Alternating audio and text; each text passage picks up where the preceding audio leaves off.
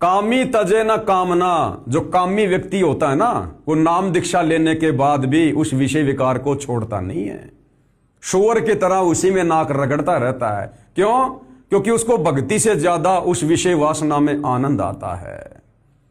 तो जो कामी व्यक्ति होता है वो काल का पक्का गुलाम होता है, भले वो सतगुरु से नाम दीक्षा क्यों ना ले लेता है।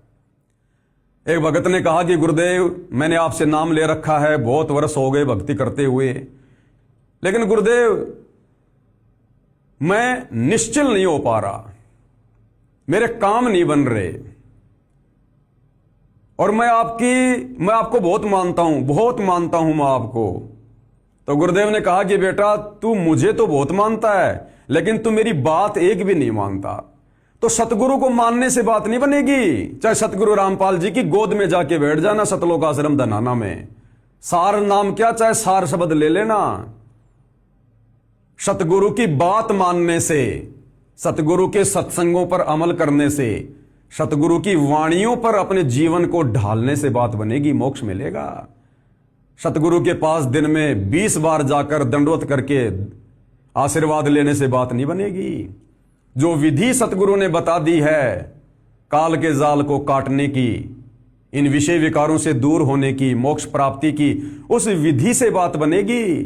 जिस प्रकार रोगी व्यक्ति को डॉक्टर गोली दवा दे देता है और साथ में कुछ परहेज बता देता है, अब भैया वो गोली दवा खाओगे, परहेज निभाओगे तो रोग कटवाओगे, बाकी चाहे डॉक्टर के घर पर उसकी गोद में जाके बैठ जाओ, रोग नहीं कटेगा।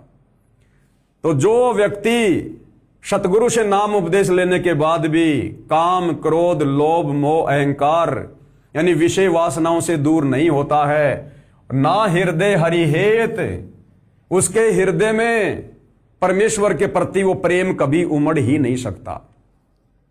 जो प्रेम परमात्मा चाहते हैं कि भगत का मेरे प्रति, अपने सतगुरु के प्रति उमड़े, वो प्रेम कभी उमड़ ही नहीं सकता। वो केवल जुबान से परमात्मा परमात्मा कहेगा।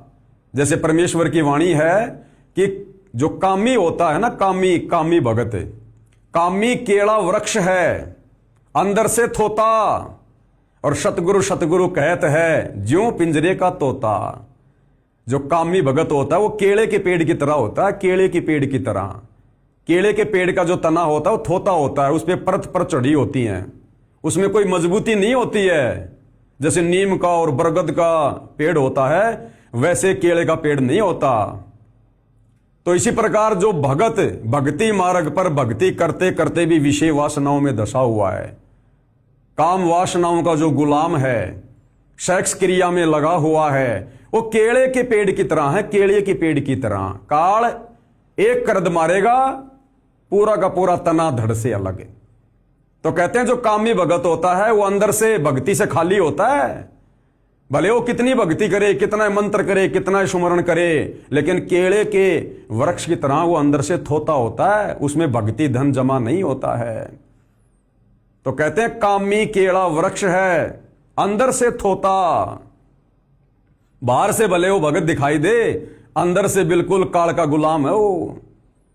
और सतगुरु कहते हैं जो पिंजरे का तोता, और बाहर से अपने गुरुजी को मेरे गुरुजी परमात्मा, मेरे गुरुजी कबीर साहिब, फलाना दिखना, वो तो उस पिंजरे की, उस तोते की तरह रटी रटाई बात बोल रहा, रटी रटाई बात, उसके हृदय में ये बातें नहीं है।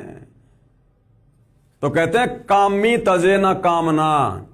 जो काल का गुलाम भगत होता है ना, वो कभी भी काम वासना को नहीं त्याग सकता। सतगुरु की शरण में आने के बाद भी ये पहचान होती है। और ना हृदय हरिहेत, उसके हृदय में सतगुरु के प्रति वो प्रेम नहीं होता, हो ही नहीं सकता। क्योंकि जिसके हृदय में काल बैठा हुआ है, जब तक भगत काम वासना में रत है, संभोग क्रिया में रत है, उसके हृदय में सतगुरु बैठ ही नहीं सकता। क्योंकि उसके हृदय में तो वो गंदी जगह है, गंदगी। अरे कुत्ता भी अगर कहीं बैठता है ना, तो पूंछ से साफ करके बैठता है। सतगुरु तुम्हारे हृदय में कैसे बैठ जाएगा? अभी तो तुम्हारे हृदय में, मन में काल समाया हुआ है। जहां काम है वहां नाम नहीं हो सकता। जहां काम अपना काम करेगा वह सतगुरु का नाम काम नहीं कर सकता। दोनों चीज एक जगह नहीं हो सकती भाई, नहीं हो सकती बिल्कुल भी। आग और पानी की दोस्ती नहीं हो सकती है। तो काम वासना वाले भगत के निकट सतगुरु नहीं होता है, तो उसके हृदय में गुरु के प्रति वो प्रेम नहीं हो सकता। जिस प्रेम के चलते गुरु उस पर मेहर बख्शेगा, उसको ग्रेस मार्ग देगा, उसकी भक्ति को जमा करेगा, तो कामी भगत कभी भी अपने गुरु जी के प्रति अपने हृदय में वो प्रेम नहीं उपजा सकता जिस प्रेम की आवश्यकता होती है। जमपुर निश्चय जाएगा, फिर उस भगत के साथ क्या होगा? जमपुर निश्चय जाएगा। आप देख लो शतलोक आश्रमों से जुड़ी संगत की किस प्रकार दुर्गति से मौत हो रही है। भाइयों और बहनों, मुझे एक भी भगत ऐसा बता दो जो सहज मौत मर रहा हो। सब के सब अकाल मौत मर रहे हैं, क्योंकि ज्यादातर भगत काम वासना के गुलाम हैं। अगर काम वासना के गुलाम नहीं है, किसी मजबूरी वश, तो अन्य प्रकार की मर्यादा तोड़ रखी है, जिस कारण से हर भगत की कोऑर्डिनेटरों तक की कैसे दुर्गति से कुत्ते वाली मौत हो रही है जो शतलोक आश्रमों से जुड़े हैं। क्यों? क्योंकि भगत समाज अपने गुरु की वाणियों पर चल ही नहीं रहा है। तो ऐसा भगत जमपुर निश्चय जाएगा, काल के लोक में निश्चय जाएगा, सारे कुटुंब समेत। अब जब वो घर का मुखिया भगत ही काम वासनाओं का पुजारी बना हुआ है, काल का दास बना हुआ है, सतगुरु से उपदेश लेकर विषय वासनाओं से दूर नहीं है, तो बताओ फिर उसके परिवार के बच्चे कैसे सुधरेंगे? अरे फिर उसका परिवार कैसे सही रास्ते पे चलेगा जब वो खुद ही अभी सूअर की तरह गंदगी में नाक रगड़ रहा है? तो जो दुर्गति उसकी हुई है, आगे चल के वही दुर्गति उसके परिवार की होगी। यानी सारा का सारा परिवार कहां जाएगा? यमपुर, नरक के लोग। आगे परमेश्वर क्या कह रहे हैं? ये आदरणीय गरीबदास जी की वाणी है। कामी का गुरु कामनी जैसे मीठी खांड, और जोगनी जमपुर ले गई मारे बड़वे बांड। भाई और बहनों, ये लास्ट का समय चल रहा है, लास्ट का समय। इसलिए सतगुरु रामपाल जी दास का रिमोट ऑन करके ये खरी खरी बातें बुलवा रहा है। खरी खरी बातें सीधा सीने में चोट करेंगी। जो समझ जाएगा, थोड़ा सा बुद्धि विवेक का इस्तेमाल करेगा, अपने जीवन की दिशा को सुधार लेगा, अन्यथा अगले जन्म में सूअर बन के यहीं पर नाक रगड़ेगा। यहीं जो आज इस काम वासना से दूर नहीं होगा, भक्ति करते करते कुत्ता बना के छोड़ देगा सतगुरु। अगले जन्म में रोड पर खड़ा होकर दुनिया के सामने अपनी इच्छा पूरी करेगा, फिर काम वासना वाली। क्या कह रहे हैं परमात्मा? ये सूक्ष्म वेद की वाणी है, ये पवनदास के बाप या उसके दादा ने नहीं लिखी है। कोई सोचे कि पवनदास तो ऐसे भोंक रहा है। पांचवा वेद, सूक्ष्म वेद, आदरणीय गरीबदास जी की वाणी। गरीब कामी का गुरु कामनी, जो भगत सतगुरु रामपाल जी से उपदेश लेकर काम वासना में लगा हुआ है, सेक्स क्रिया में फंसा हुआ है, उसका गुरु सतगुरु रामपाल जी नहीं है, उसका गुरु उसकी वो पत्नी है। उसका गुरु उसकी पत्नी है, उसका गुरु सतगुरु रामपाल जी नहीं है। वाणी क्या कह रही है? कामी का गुरु कामनी जैसे मीठी खांड। अरे उसको आनंद कहां आ रहा है? उसको सबसे ज्यादा आनंद किस चीज में आ रहा है? सतगुरु की भक्ति में या अपनी स्त्री के साथ में काम वासना में? अरे जिस उमंग के साथ वो कामी भगत अपनी स्त्री के साथ में सेक्स करता है, क्या उस उमंग के साथ वो कभी अपने सतगुरु का सुमरण करता है? जिस विशेष उमंग के साथ में वो अपनी औरत के साथ में सेक्स करता है, क्या उस उमंग के साथ में वो कभी अपने सतगुरु के मंत्रों का जाप करता है क्या? तो उसका गुरु कौन हुआ? उस कामी भगत को अभी सबसे ज्यादा आनंद किस चीज में आ रहा है?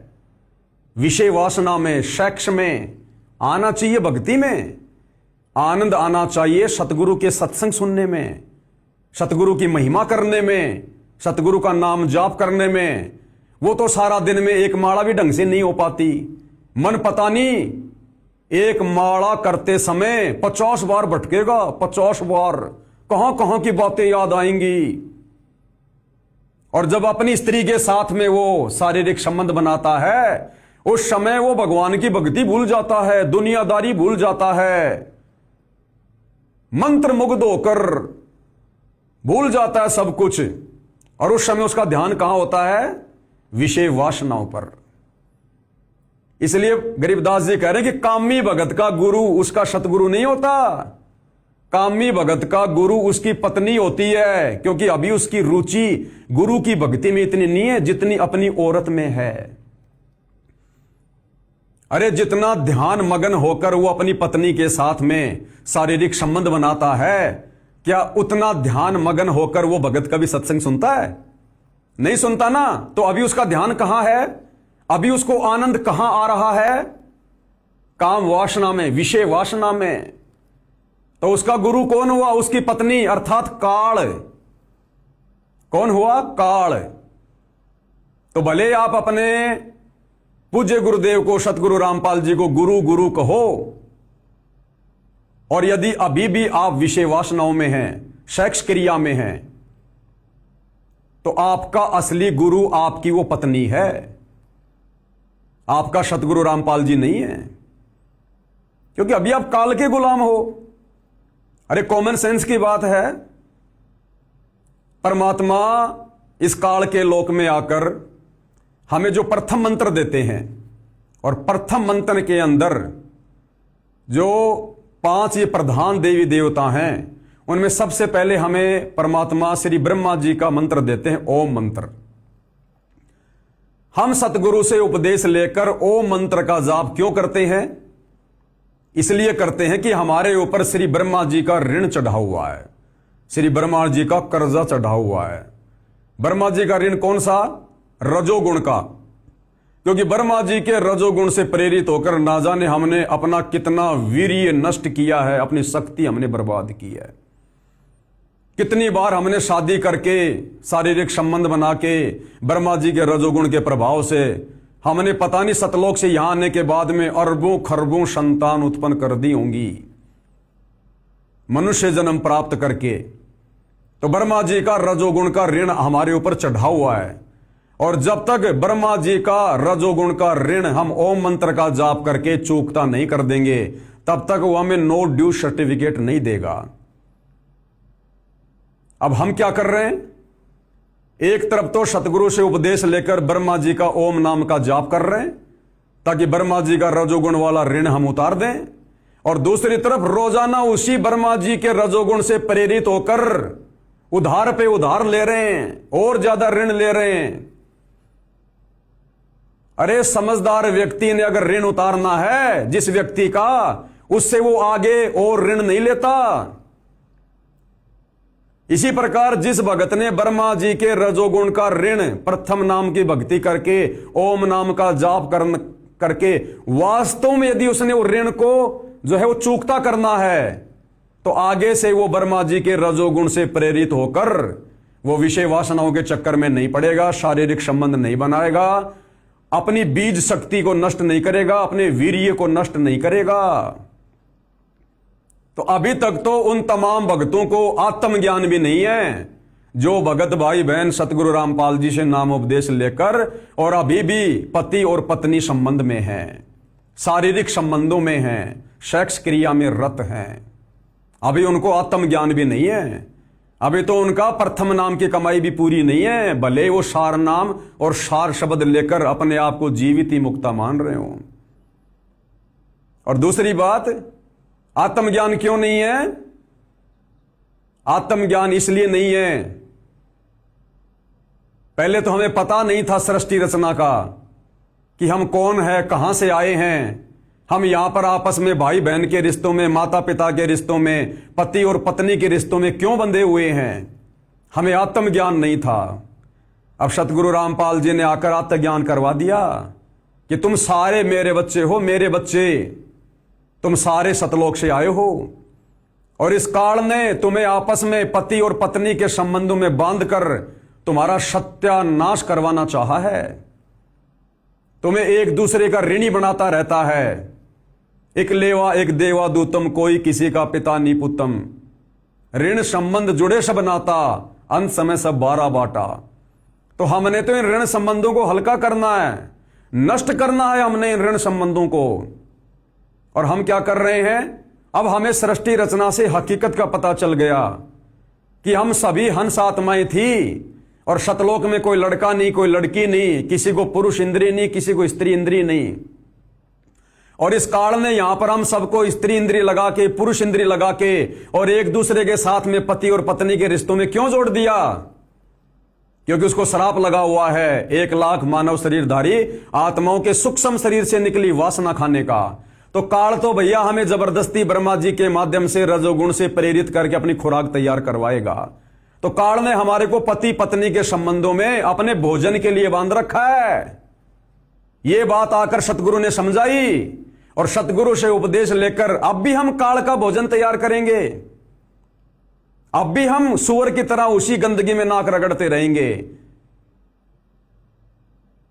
तो हमें आत्मज्ञान भी नहीं। अभी तो बात कर रहे हैं हम शतलोक जाने की। अरे आपने भी नाम ले लिया, आपकी जो धर्म पत्नी है उसने भी नाम ले लिया। किससे नाम लिया? सतगुरु रामपाल जी से। आप क्या हो गए? सतगुरु रामपाल जी के वचन के बेटे।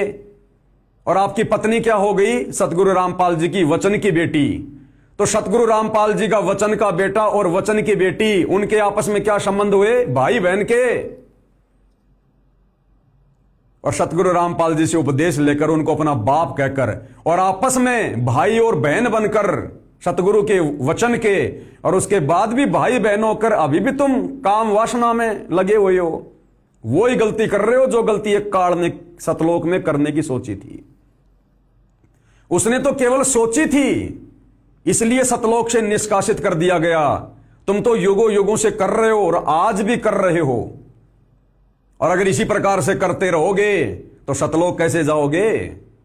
तो भैया जो भगत सतगुरु से उपदेश लेकर अभी भी पति पत्नी वाले शारीरिक संबंधों में हैं, उनको तो आत्मज्ञान भी नहीं है। वो कहां सतलोक जाने का ठेका ले रहे हैं। इसलिए आदरणीय गरीबदास जी कह रहे हैं कि कामी का गुरु कामनी, क्योंकि कामी भगत को तो विशेष आनंद विशेष रस अपनी पत्नी के शरीर से मिल रहा है। वो तो काल की खुराक तैयार कर रहे हैं। जैसे मीठी खांड, उसकी औरत उसको कैसी लगती है? जैसे मीठी खांड होती है। चीनी कितनी मीठी होती है, कितना आनंद आता है। तो कामी भगत को तो अपने सतगुरु से ज्यादा अपनी औरत मीठी खांड लग रही है। वो कामी भगत उतना ध्यान मगन होकर कभी सतगुरु का सत्संग नहीं सुनता जितना ध्यान मगन होकर अपनी औरत के साथ में शारीरिक संबंध बनाता है। उस कामी भगत को आज तक कभी इतना आनंद मंत्र जाप करने में नहीं आया जितना अपनी औरत के साथ में वो काम क्रिया करने में आता है। वो जितना उमंग में भरकर विषय वासनाओं में रोजाना वो गंदा खेल खेलता है ना, उतनी उमंग में भरकर वो कभी अपने गुरु की भक्ति नहीं कर रहा। तो फिर उसका असली गुरु कौन हुआ? उसकी स्त्री, उसकी पत्नी। सतगुरु रामपाल जी उसके गुरु नहीं।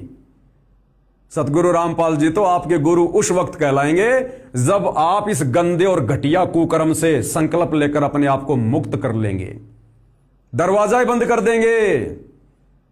उस दिन देखना आपको सतगुरु की भक्ति में फिर कैसा आनंद आएगा, जैसे हम सत्सेवक भाई बहनों को आ रहा है। तब आपके अंदर भक्ति धन जमा होना शुरू होगा जब आप अपना पेंचर बंद कर लेंगे। उसके बाद आप में इतनी दृढ़ता आएगी, इतनी हिम्मत आएगी। जो पिछले 11 साल से ये पवन दास और मेरे सत्सेवक भाई बहन दिन रात आप भगत भाई बहनों को समझा रहे हैं, अपनी भक्ति भी कर रहे हैं, उसके बाद हिम्मत आएगी भगत में। तुम सारे के सारे पंचर हो, सारे के सारे पंचर। हिसार जेल से विशेष संदेश में गुरुदेव ने बोल रखा है कि सारे पंचर लगा लो, सारे पंचर। इसका मतलब सब फूटे पड़े हैं, सब काल के गुलाम हैं, सब काल प्रेरित हैं। 120 साल आपके बाप, आपके पिता एक झोपड़ी में रहे, गर्मी सर्दी बारिश हो गई, हमारे लिए पड़े रहे, क्योंकि वो आते हमारे को सद्बुद्धि देने के लिए, पर हमारे ऊपर काल का प्रभाव जबरदस्त है। उस काल के प्रेशर को इस आत्मा के ज्ञानता को उठाने के लिए ये सत्संग माध्यम है। भक्ति खूब कर ली, मर्यादा भंग होती रही तो खाक भक्ति साथ पेंचर हो रहा है, हवा भरे जाओ उधर से फुर फुर होती रहेगी। पहले मर्यादित हो जाओ, पेंचर ला लो सारे, और फिर अपनी थोड़ी हवा आराम से भरो और देखना सारा काम ठीक हो जाएगा। बच्चों, आखिर तुझको कौन कहेगा गुरु बिना तो ज्ञान। तो आदरणीय गरीबदास जी कह रहे हैं कि भैया कामी का गुरु कामनी, और जैसे मीठी खांड, और जोगनी जमपुर ले गई वो तेरी पत्नी है ना, वो माया है तेरे लिए माया, और उस पत्नी के लिए उसका पति माया है। वो जोगनी तुझे जमपुर ले जाएगी, अंत में तुझे काल के लोक में ले जाके बैठेगी तेरे इन कुकर्मों के चलते। मारे बढ़वे भांड बढ़वे की संज्ञा दी है, बढ़वे और भांड की, उस भगत को जो तत्वदर्शी संत से उपदेश लेकर भी विषय वासनाओं में लगा हुआ है। वो तो बढ़वा भांड है, बढ़वा भांड। कहां अपने आप को दास कह रहा है, कहां अपने आप को भगत कह रहा है। अब तो भक्ति का उसमें एक जो है मतलब किरका भी नहीं है, किरका भी भले अपने आप को कितना बड़ा सेवादार कह रहा हो। ये परमेश्वर की अमरवाणियां हैं।